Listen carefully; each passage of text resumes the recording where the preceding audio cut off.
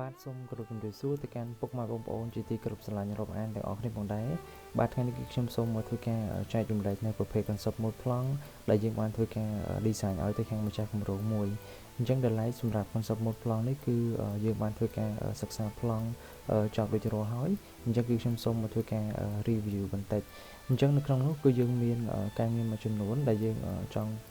បង្ហាញទៅកាន់ពុកម៉ែបងប្អូនបន្តិចទៅលើការងារនេះផងដែរគឺយើង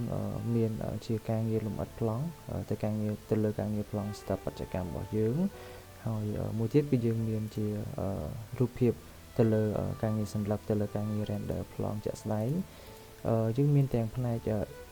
interior និងផ្នែក exterior និងផ្នែកខាងក្នុងដែលយើងបានធ្វើការឲ្យប្រគល់ទៅឲ្យខាងម្ចាស់គម្រោងផ្ទាល់អញ្ចឹងសម្រាប់នេះគ្រាន់តែជារូបរាងប្លង់ផ្នែកexterior ផ្នែកខាងក្រៅទៅលើការគំនូរការងារប្លង់ 3D ដែលខ្ញុំសូមយកមកធ្វើការបង្ហាញទៅកាន់ពុកម៉ែបងប្អូនទាំងអស់គ្នា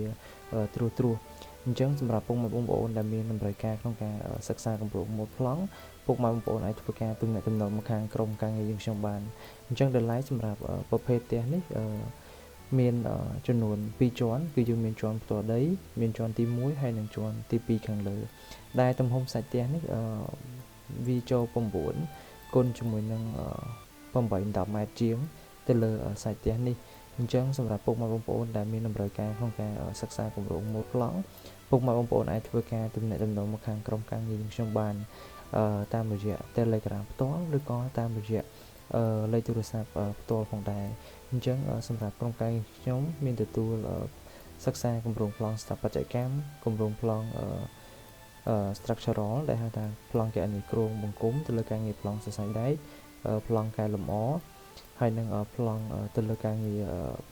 សួនច្បារផងដែរអញ្ចឹងសម្រាប់តម្រូវការពុកម៉ែបងប្អូនអាចធ្វើការទំនាក់ទំនងខាងក្រុមការងារខ្ញុំបាន